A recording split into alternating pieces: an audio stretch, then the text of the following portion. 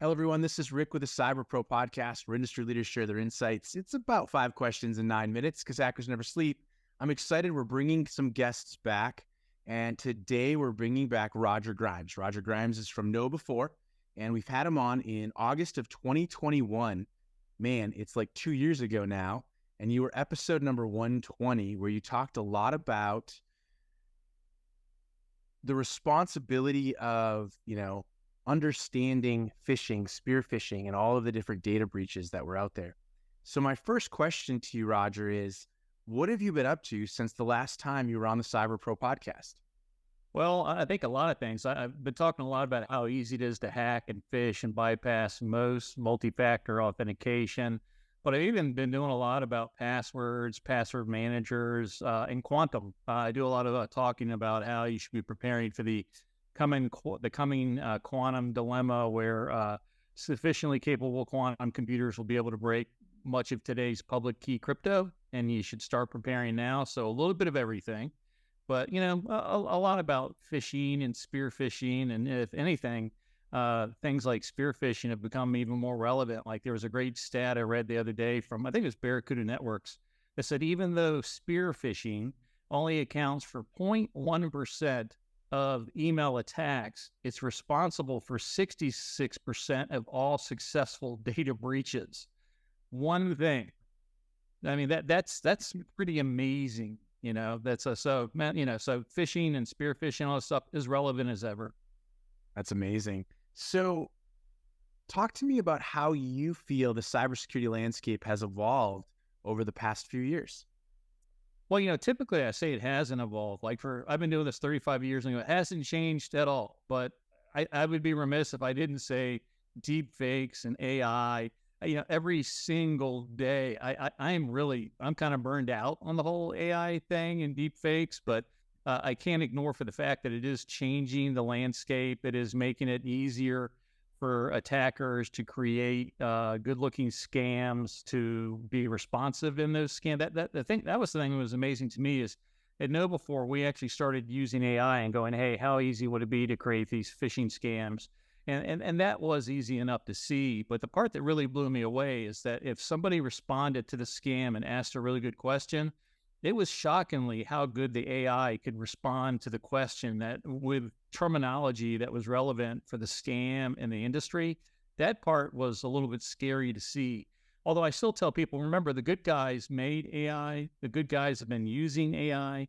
And the good guys will use AI, I think better than even the attackers. So it's not just a one-sided game where only the attackers win. No, that's a great way to put it.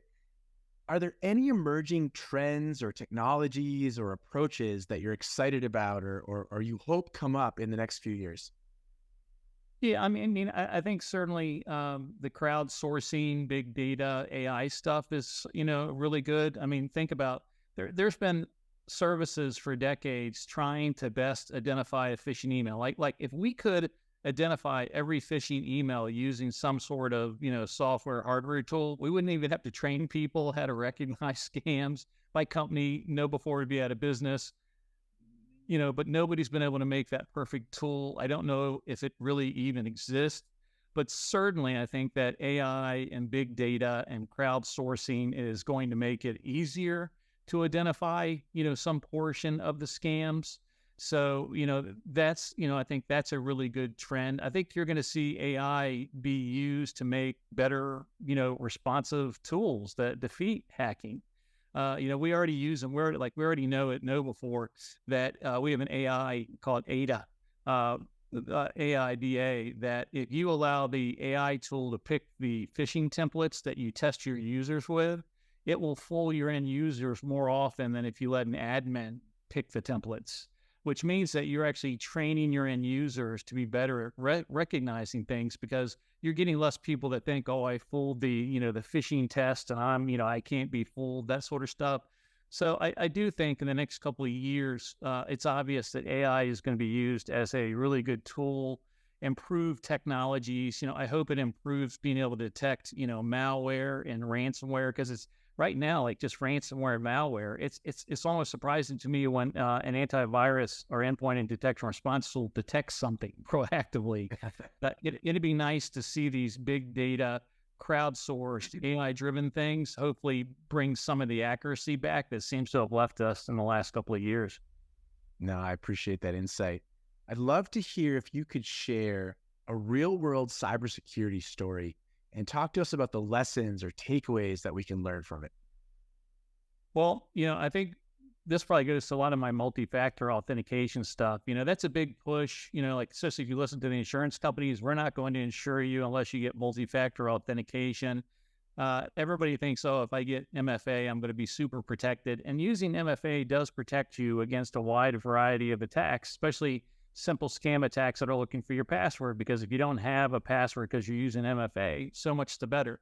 But what they don't tell you is that probably for at least 70% of MFA, it's as easy for an attacker to steal your MFA code or to bypass your MFA as it was for them to steal or bypass your password. So 70% of this MFA, so 70% of the people moving to MFA, they innately think, oh, I'm using MFA, I'm so much more protected, it's going to be harder to attack me. And really, the reality is that they're almost as easy to attack and sometimes easier.